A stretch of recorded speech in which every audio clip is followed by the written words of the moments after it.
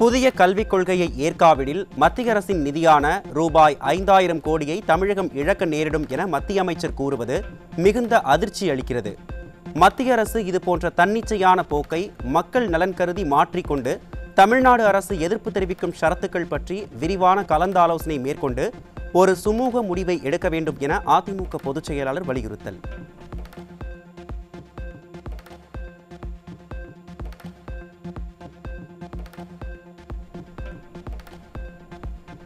விடியா திமுக அரசு பொதுவெளியில் பயனற்ற விவாதங்கள் செய்வதை தவிர்த்து ஆக்கப்பூர்வமாக மத்திய அரசை வலியுறுத்தி மக்கள் நலன் சார்ந்த நல்ல முடிவை எடுக்க வேண்டும். இதுபோன்ற பிரச்சனைகளை நாடாளுமன்றத்தில் விவாதிப்பதற்குத்தான் தமிழ்நாட்டு மக்கள் 39 நாடாளுமன்ற உறுப்பினர்களை தேர்வு செய்து அனுப்பியுள்ளார்கள் என அதிமுக பொதுச் செயலாளர் சுட்டிக்காட்டியுள்ளார்.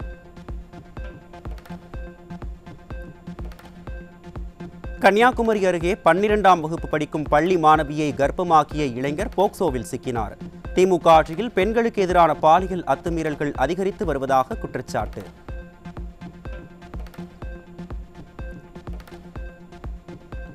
மயிலாடுதுறை மாவட்டம் மணல்மேடு மேலாநல்லூரில் 9ஆம் வகுப்பு படிக்கும் மாணவியை திருமணம் செய்த இளைஞர் போக்சோ மற்றும் குழந்தைகள் திருமண தடை சட்டத்தில் பிடிபட்டார்.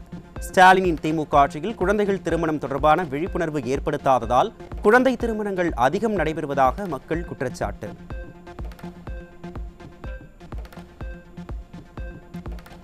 தருமபுரி மாவட்டம் அரூர் அருகே 11ஆம் வகுப்பு படித்து வந்த 17 வயதுடைய மாணவியை திருமணம் செய்த இளைஞர் போக்சோ சட்டத்தின் கீழ் பிடிபட்டார். குழந்தை திருமணங்களை தருமபுரி மாவட்ட சமூக நலத்துறை அதிகாரி தடுக்க தவறியதே இதுபோன்ற சம்பவத்திற்கு காரணம் என மக்கள் குற்றச்சாட்டு.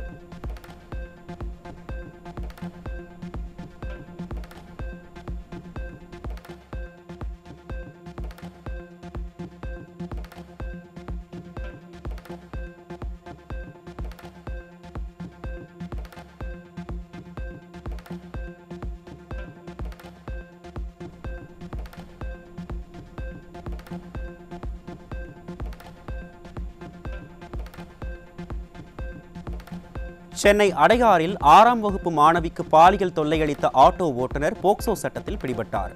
நிர்வாக திறனற்ற திராவிட மாடல் ஆட்சியில் சிறுமிகள் முதல் மூதாட்டிகள் வரை பாதுகாப்பில்லாத அவலம்.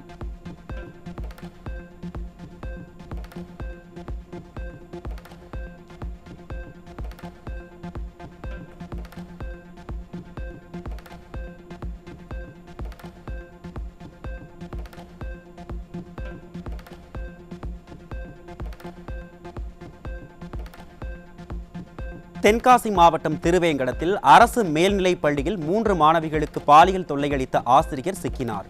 திமுக ஆட்சியில் அரசு பள்ளிகளில் பாலியல் வன்கொடுமை சம்பவங்கள் அதிகரித்துள்ள நிலையில் பெண் பிள்ளைகளை பள்ளிக்கு அனுப்பவே அச்சப்படும் மக்கள்.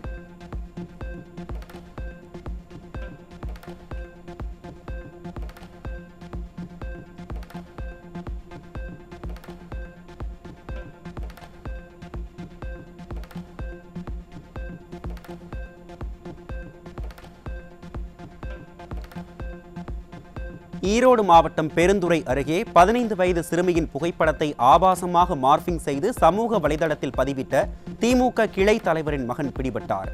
திமுக கட்சியினரின் வாரிசுகள் அரசியல் செல்வாக்கை அராஜகத்துக்கு பயன்படுத்தி வருவது மீண்டும் நிரூபணம்.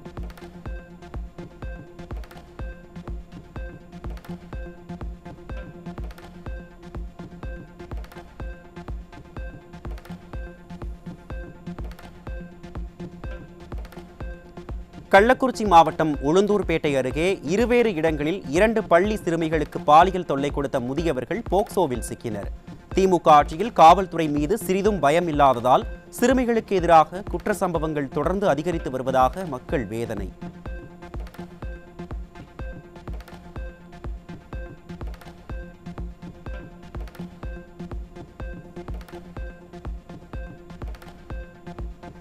சென்னை விருகம்பாக்கத்தில் தனியார் பள்ளியில் 11ஆம் வகுப்பு மாணவன் சக மாணவி காதலிக்க மறுத்ததால் அவரின் புகைப்படத்தை சமூக வலைதளங்களில் பதிவிட்ட அவலம். 18 வயதுக்கும் குறைவானவர்கள் சமூக வலைதளங்களில் இதுபோன்ற அத்துமீறலில் ஈடுபடும் நிலையில் மத்திய மாநில விளம்பர மாடல் அரசுகள் என்ன நடவடிக்கை எடுக்கப் போகிறது என பெற்றோர் கேள்வி.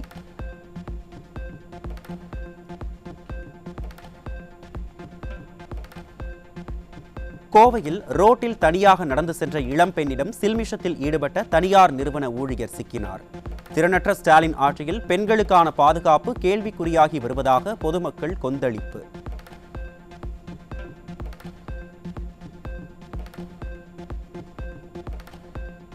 கிருஷ்ணகிரி பகுதியைச் சேர்ந்த 16 வயது சிறுமியை கடத்திச் சென்று திருமணம் செய்த கூலி தொழிலாளி போக்சோவில் சிக்கினார்.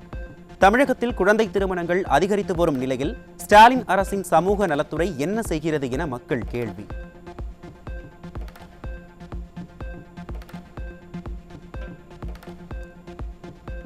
திமுக ஆட்சியில் தமிழ்நாட்டில் கடந்த 24 மணி நேரத்தில் 18 பாலியல் வன்கொடுமைகள், பள்ளி கல்லூரி மாணவிகளுக்கு எதிராக 12 போக்சோ வழக்குகள், 6 வன்கொடுமை வழக்குகள் என மொத்தம் 18 வழக்குகள் பதிவு செய்யப்பட்டுள்ள அவலம்.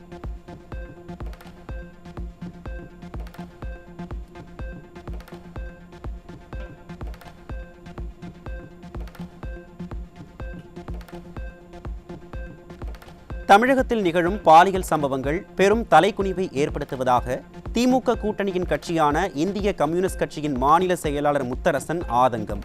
திராவிட மாடல் ஆட்சியின் லட்சணத்தை கூட்டணி கட்சியினரே தோலுரித்து காட்டுவதால் திமுகவினர் அதிர்ச்சி.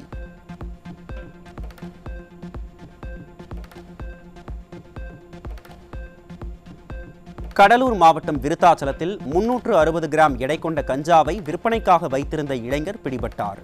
ஸ்டாலினின் ஏவல் துறை கஞ்சா வியாபாரிகளை இரும்பு கரம் கொண்டு அடக்காமல் பெயரளவுக்கு வழக்கு பதிந்து மட்டும் அனுப்புவதாக பொதுமக்கள் குற்றச்சாட்டு.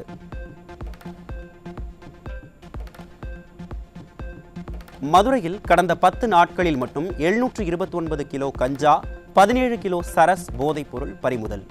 நிர்வாக திறனற்ற திமுக அரசு மதுரை மாநகரை போதை மாநகராக மாற்றி உள்ளதாக மக்கள் குற்றச்சாட்டு.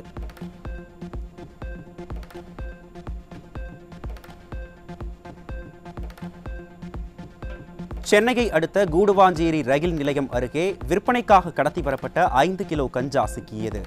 திமுக ஆட்சியில் நாளுக்கு நாள் அதிகரித்து வரும் போதைப் பொருட்களை கட்டுப்படுத்தாமல் காவல்துறை தியான நிலையில் இருப்பதாக மக்கள் விமர்சனம்.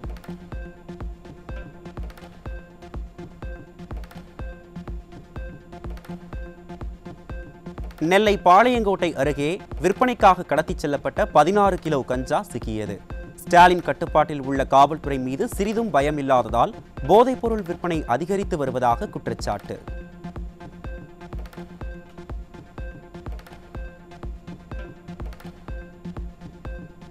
நெல்லை மாவட்டம் பாளையங்கோட்டை அருகே விற்பனைக்காக கடத்திச் செல்லப்பட்ட 16 கிலோ கஞ்சா சிக்கியது. ஸ்டாலின் ஆட்சியில் உளவுத்துறையும் காவல்துறையும் கும்பகர்ண தூக்கத்தில் இருப்பதால் கஞ்சா கடத்தல் சர்வசாதாரணமாக நடப்பதாக மக்கள் விமர்சனம்.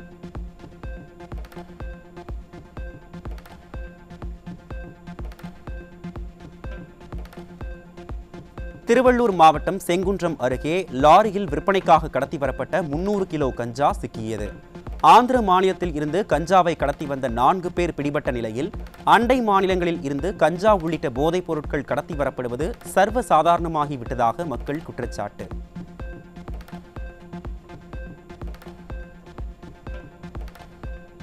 ஒரிஷாவில் இருந்து திருப்பத்தூருக்கு ரயில் மூலம் கஞ்சா கடத்தி வந்த இருவரிடமிருந்து 21 கிலோ கஞ்சா பறிமுதல். போதைப் பொருட்களின் நடமாட்டத்தை கட்டுப்படுத்த ஸ்டாலின் அரசு தவறிவிட்டதாக மக்கள் வேதனை.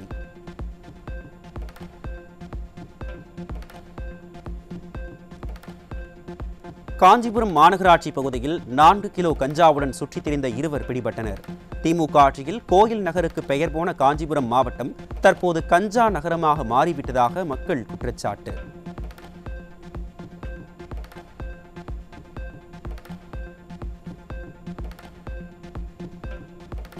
சேலம் மாவட்டத்தில் போதை மாத்திரைகளை விற்பனை செய்த 13 பேர் சிக்கினர். ஸ்டாலின் ஆட்சியில் இளம் தலைமுறையினரை சீரழிக்கும் போதைப்பொருள் விற்பனை அதிகரித்து உள்ளதாக பொதுமக்கள் குற்றச்சாட்டு.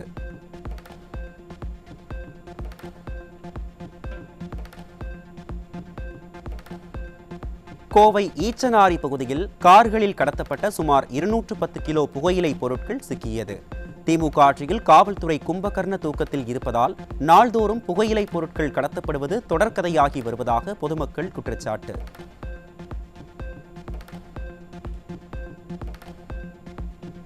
சென்னை பூக்கடை மற்றும் கொத்தவால் சாவடி பகுதிகளில் குட்கா பொருட்களை விற்பனை செய்த 2 பேர் பிடிபட்டனர். தமிழகத்தின் தலைநகரில் நடைபெறும் போதைப்பொருள் விற்பனையை கூட கட்டுப்படுத்த முடியாமல் திமுக அரசு திணறி வருவதாக மக்கள் குற்றச்சாட்டு.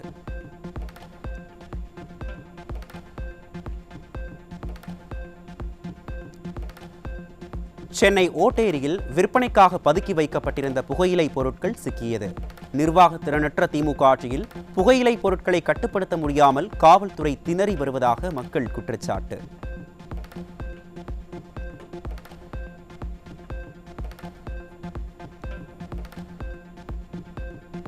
ராமநாதபுரம் மாவட்டத்தில் இருந்து கடல் வழியாக இலங்கைக்கு கடத்த முயன்ற 5 லட்சம் ரூபாய் மதிப்பிலான 2.8 டன் சமையல் மஞ்சள் மூட்டைகள் பறிமுதல்.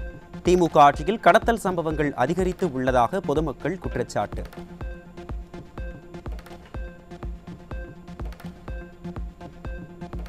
ஈரோடு அருகே முன்னாள் காதலனை கத்தியால் குத்திய இளம்பெண் கல்லூரி நண்பருடன் பிடிபட்டார். தனக்கு திருமணம் ஆன பிறகும் தொல்லை கொடுத்ததால் கத்தியால் குத்தியதாக இளம்பெண் வாக்குமூலம்.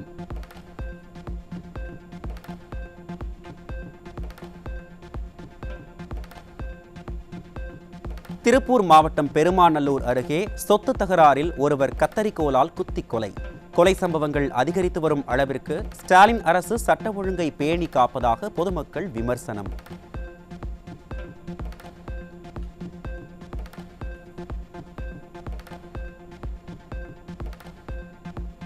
மதுரையில் சாலையில் திறந்து கிடந்த பாதாள சாக்கடையில் பள்ளிக்கு சென்ற சிறுமியின் கால் சிக்கி கீழே விழுந்த சிசிடிவி காட்சி வெளியானது. செயலற்ற திமுக ஆட்சியில் பாதாள சாக்கடை மூடாமல் இருப்பதை முறையாக கண்காணிக்காமல் மாநகராட்சி கும்பகர்ண தூக்கத்தில் உள்ளதா என மக்கள் கேள்வி.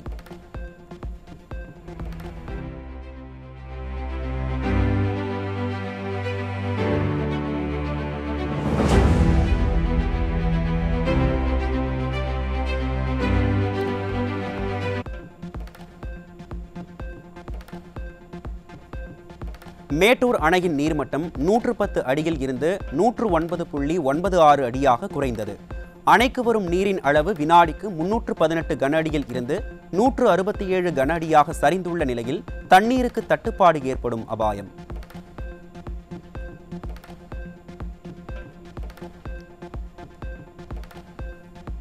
ராமநாதபுரம் மாவட்டம் திருவாடானை அருகே மின்கம்பி அறுந்து விழுந்ததில் பெண் ஒருவர் பரிதாபமாக பலி. ஸ்டாலின் அரசின் மின்வாரியத்துறை முறையான பராமரிப்பு பணிகளை மேற்கொள்ளாததால் உயிரிழப்புகள் ஏற்படுவதாக பொதுமக்கள் வேதனை.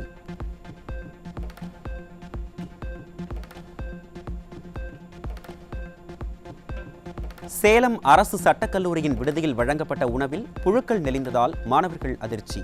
நிர்வாக திறனற்ற ஸ்டாலின் அரசு விளம்பரங்களில் மட்டுமே அக்கறை செலுத்துவதாகவும் மாணவர்களின் நலனில் அக்கறையின்றி செயல்படுவதாகவும் குற்றச்சாட்டு.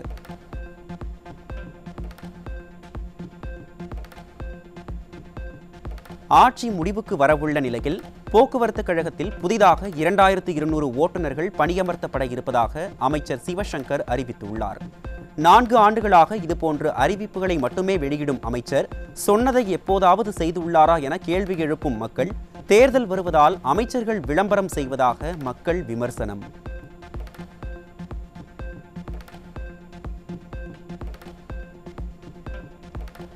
தேர்தல் வாக்குறுதிகளை நிறைவேற்றாமல் ஏமாற்றி வரும் ஸ்டாலின் அரசை கண்டித்து அரசு ஊழியர்கள் மற்றும் ஆசிரியர்கள் பாடல்களை வெளியிட்டுள்ளனர். சொன்ன சொல்லை மறந்துவிட்டு நிதி சுமையை காட்டுறீங்க என ஸ்டாலின் அரசை விமர்சித்து பாடல் வெளியிட்டு ஆதங்கத்தை வெளிப்படுத்தியுள்ளனர்.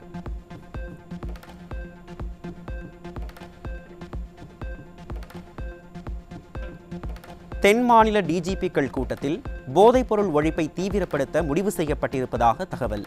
போதைப்பொருள் கடத்தல் கும்பலுடன் காவல்துறை அதிகாரிகளே தொடர்பில் இருப்பதாக செய்திகள் வெளியான நிலையில் டிஜிபிக்கள் முழங்குவதால் என்ன பயன் என மக்கள் கேள்வி.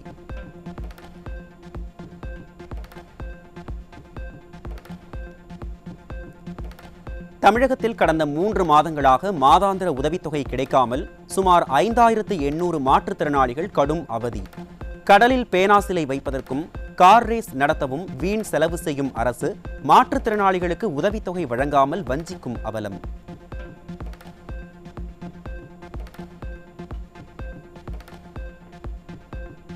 சென்னையில் கஞ்சா விற்பனை குறித்து புகார் அளித்தால் புகைப்படம் எடுத்து அனுப்புங்கள் என சொல்லிவிட்டு காவல்துறையினர் அலட்சியமாக இருப்பதாக புகார். தலைநகரில் நாள்தோறும் போதைப்பொருள் புழக்கம் அதிகரித்துள்ள நிலையில் புகார்தாரர்களுக்கு என்ன பாதுகாப்பு இருக்கிறது? காவல்துறைக்கு உளவு பார்த்துவிட்டு யார் வெட்டுப்பட்டு உயிரிழப்பது என மக்கள் கேள்வி.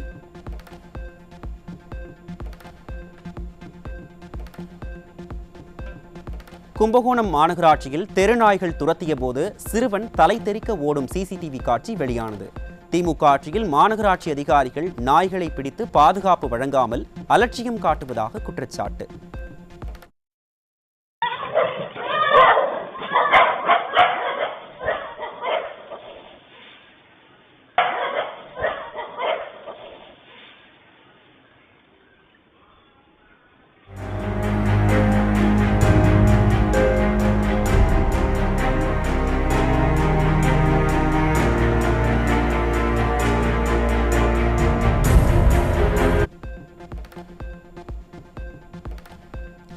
கோவை மாவட்டம் உடுமலை பிஏபி கால்வாயில் ஷட்டர் பழுதடைந்து தண்ணீர் வெளியேறி விளைநிலங்களுக்குள் புகுந்ததால் விவசாயிகள் சாகுபடி செய்ய முடியாமல் அவதி. தண்ணீர் வேண்டிய நேரத்தில் திறந்து விடாமலும் ஷட்டர் பழுதை கண்காணிக்காமலும் விடியா ஆட்சியில் அதிகாரிகள் அலட்சியமாக இருப்பதாகவும் விவசாயிகள் குற்றச்சாட்டு.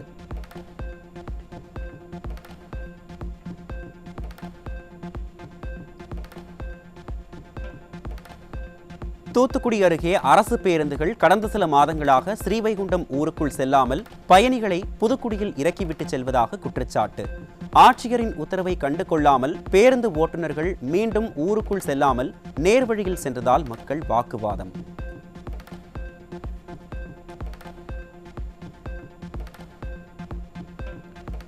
கோவை சூலூரில் இருந்து காங்கேயம் சென்ற அரசு பேருந்தில் 40 ரூபாய் கட்டணத்திற்கு பதிலாக 110 ரூபாய் டிக்கெட் கட்டணம் வசூலித்ததால் அதிர்ச்சியடைந்த பயணிகள் ஓட்டுநருடன் வாக்குவாதம். விடியா திமுக ஆட்சியில் குளிர்சாதன பேருந்துக்கு வசூலிக்கக்கூடிய கட்டணத்தை சாதாரண பேருந்தில் வசூலிப்பதாக பயணிகள் குற்றச்சாட்டு. ஏசி பஸ் ரிப்பேர், அதனால நார்மல் பஸ் கொடுத்துட்டாங்க. சரியா? அதனால நீங்க ஏசி பஸ்ஸோட காசை வாங்கிட்டு இருக்கீங்க. எல்லாரும் ஏசி பஸ் காசு 140 ரூபாய் சொல்றாம நீங்க கேக்குறீங்க. 140 ரூபாய் இருக்கு. ஏசி பஸ் தான் 140 ரூபாய். டிக்கெட்ல ஏன் ஏர் கண்டிஷனர் போட்டுருக்கீங்க? அந்த வண்டியோட மிஷின் அந்த ஒரு இன்வாய்ஸ்ங்க. அப்ப பஸ் வரும்போது டிக்கெட் மாத்தி தான எடுத்துட்டு வரணும். நீங்க இந்த மிஷினை ஏன் தூக்கிட்டு வந்தீங்க? தெரியாம கொண்டு வந்து கொடுத்தாங்க. அப்ப நான் முட்டாளா? தெரியாம சொல்றேன். தெரியாம கொடுத்தாங்க. எப்படினா நீங்க இந்த பதில் சொல்லி தெரியாம எப்படி நான் கொண்டு வருவீங்க இந்த மிஷினை? கொடுத்தறேன்னா நாங்க செய்ய முடியும். நாங்க உங்களுக்கு ஸ்டாப் பண்ணுங்க. உங்க ஆபீஸ்ல தான் கொடுத்து விட்டாங்க. அதனால நீங்க எடுத்து வந்தீங்களா? புதுக்கோட்டை மாவட்டம் மீமிசலில் இருந்து திருச்சி நோக்கி சென்ற அரசு பேருந்தில் தன்னை ஒருமையில் பேசி இழிவுபடுத்தியதாக கூறி பெண் ஒருவர் நடத்துனரை தாக்கியதால் பரபரப்பு. ஓட்டுநர் மற்றும் நடத்துனரை கண் துடைப்புக்காக விடியா திமுக அரசின் அதிகாரிகள் சஸ்பெண்ட் செய்வதாக பொதுமக்கள் குற்றச்சாட்டு.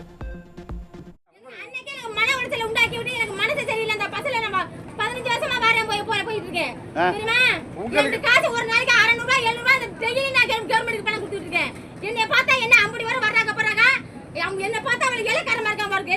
என்ன இலக்கரமா இருக்கு? போங்கறது வாங்குறது யார் உங்கள போனது? அவளை கேவலப்படுத்திட்டு தெரியல. திருச்சி மாவட்டம் லால்குடி அருகே கடையின் மேல் பகுதியில் பிளக்ஸ் பேனர் வைக்கும்போது மின்கம்பியின் மீது உரசியதால் மின்சாரம் பாய்ந்து புது மாப்பிள்ளை பலி. மின்கம்பி தாழ்வாக செல்வதை சரி செய்ய பலமுறை தகவல் கொடுத்தும் மின்வாரியம் கண்டுகொள்ளவில்லை என குற்றச்சாட்டு.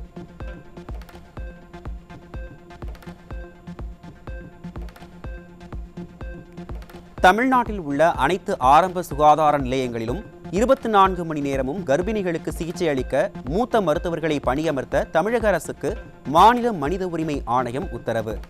அரசு மருத்துவமனையில் எப்போதும் மருத்துவர்கள் இருப்பார்கள் என மாரத்தான் அமைச்சர் ஊர் ஊராக பொய் பிரச்சாரம் செய்து வருவது மனித உரிமை ஆணையத்தின் உத்தரவில் அம்பலம்.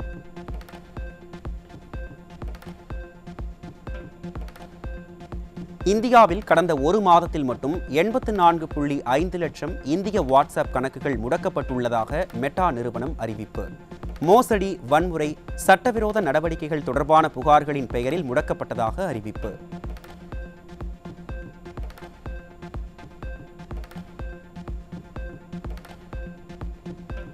ஒட்டன்சத்திரத்தில் கோயில் சார்பில் திருமண மண்டபம் கட்டிய பணிக்கு லஞ்சம் பெற்ற இந்து சமய அறநிலையத்துறை பொறியாளர் சிக்கினார். இந்து சமய அறநிலையத்துறையில் தலைவிரித்தாடும் லஞ்சத்தை கட்டுப்படுத்த முடியாமல் திமுக அரசு திணறி வருவதாக மக்கள் குற்றச்சாட்டு.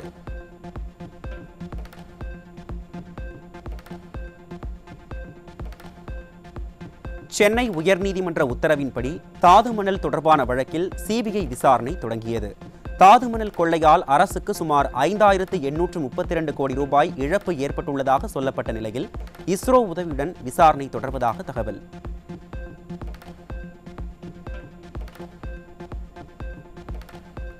தமிழ்நாடு கடன் சுமையில் வாடும் நிலையில் மின்சார வாரியம் மீண்டும் பல்லாயிரம் கோடி ரூபாய் மதிப்பிலான ஸ்மார்ட் மீட்டர் ஒப்பந்தம் அறிவிப்பு. ஆட்சி முடியும் நேரத்தில் கமிஷனுக்காக அரசு எடுக்கும் தெளிவற்ற முடிவுகள் மேலும் நிதி சுமையை ஏற்படுத்தும் என மக்கள் விமர்சனம்.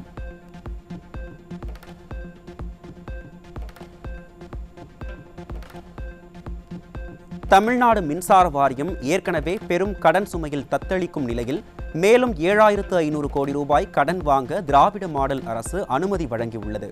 நிர்வாக திறனற்ற ஸ்டாலின் அரசு தோல்வியை மறைக்க கடன் வாங்கிவிட்டு பின்னர் மின் கட்டணத்தை உயர்த்தி ஏழை எளியோரை வஞ்சிப்பதாக மக்கள் விமர்சனம்.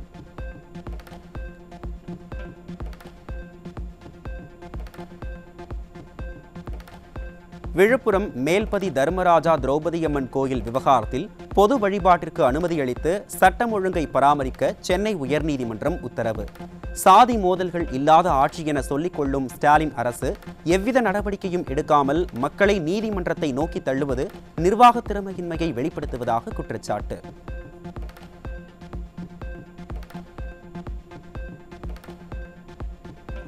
நிதி நெருக்கடி என காரணம் காட்டி தூய்மை பணியாளர்களுக்கு சம்பளம் வழங்காத நிலையில் நாய்கள் கணக்கெடுப்புக்கு லட்சக்கணக்கில் செலவழிக்க தாம்பரம் மாநகராட்சி நிர்வாகம் திட்டம். உள்ளாட்சியில் நல்லாட்சி என பெருமை பேசும் திராவிட மாடல் அடிப்படை சேவைகள் குறைந்து மக்கள் பிரச்சனைகளை புறக்கணித்து கணக்கெடுப்பு போன்ற திட்டங்களில் பணத்தை வீணாக செலவழிப்பது நியாயமா என மக்கள் கேள்வி.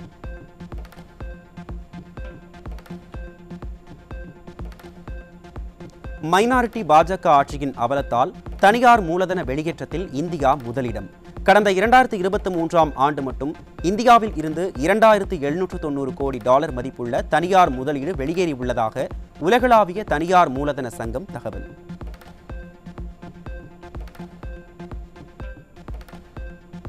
மும்பை பங்குச்சந்தை குறியீட்டு எண் சென்செக்ஸ் 437 புள்ளிகள் சரிந்து 75,463 புள்ளிகளுடன் வர்த்தகமாகிறது.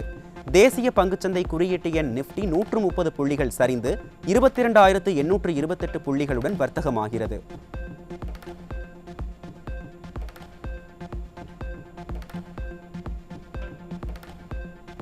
இந்தியாவில் தேசிய பாதுகாப்பு மற்றும் தனியுரிமை காரணங்களால் 119 மொபைல் செயலிகளுக்கு தடை.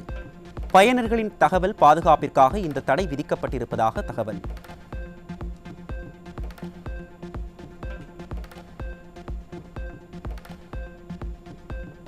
எலான் மஸ்கின் XAI நிறுவனம் உருவாக்கிய Grok AI இந்தியாவில் அதிகாரப்பூர்வமாக அறிமுகம்.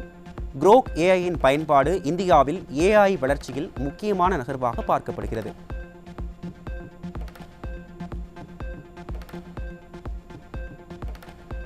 ஜப்பான் நிறுவனமான சுசுகி இந்தியாவில் 68,000 கோடி ரூபாய் முதலீடு செய்ய திட்டமிட்டுள்ளதாக தகவல். ஆண்டுக்கு 42 லட்சம் கார்களை விற்பனை செய்யும் இலக்குடன் இந்திய சந்தையில் தனது ஆதிக்கத்தை மேலும் அதிகரிக்க சுசுகி திட்டம்.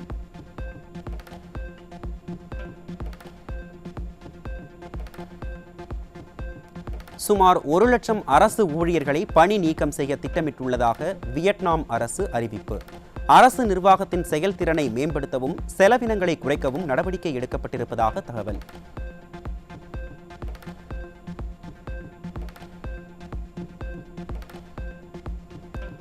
பீகார் மாநிலத்தில் மதுவிலக்கு சட்டத்தின் கீழ் மது அருந்தியதை நிரூபிக்க பயன்படுத்தப்படும் பிரீத் அனலைசர் சோதனை சட்டப்பூர்வமாக செல்லாது என பாட்னா உயர்நீதிமன்றம் அதிரடி தீர்ப்பு. இந்த பரிசோதனை உறுதியான ஆதாரங்களை வழங்காது என்பதால் இதனை அடிப்படையாக கொண்டு எடுக்கப்படும் நடவடிக்கைகள் சட்ட ரீதியாக செல்லாது எனவும் நீதிமன்றம் உத்தரவு.